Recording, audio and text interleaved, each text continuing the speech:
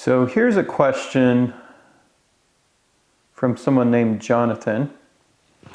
He says, I was worried on my first inspection as a new beekeeper. I couldn't find the queen or spot any eggs, but on my second inspection, still couldn't see the queen, but definitely lots of eggs. So a lot of times queens are difficult to find, especially if they're not marked. I definitely recommend, as a beginner, trying to get a marked queen. And if you don't have a marked queen, maybe there's another beekeeper that can help you mark it. It's not necessarily the easiest thing to do in the world, and you could potentially damage the queen. So I would be careful doing that. You might practice on drones, catch some drones and practice marking drones before you mark a queen. But if your queen isn't marked, a lot of times it is difficult to find them. What you want to do is kind of look for the circle of bees that follow her.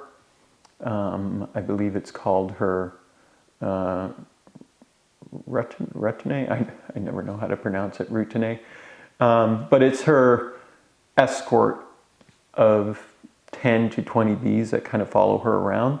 If you don't smoke the hive heavily, it's easier to notice them because they don't separate as much. But if you put a lot of smoke in the hive, it's harder to see those bees. So if you're looking for the queen and you want to see the queen, you might be careful with the smoke. Just use the smoke if the bees start getting aggressive. That's what you're looking for. But if you don't find her, a lot of times, even if you look well, she might be down the side of the frame, she might be on the side of the super, something like that, maybe on the bottom board.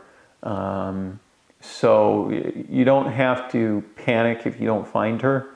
A lot of times I inspect a hive. It's nice to see her when I see them, but I'm not necessarily looking for her all the time. If I see eggs in there, I know that she's been there within the last 3 days. Usually. Now, sometimes you can have a laying worker, and in that case, you'll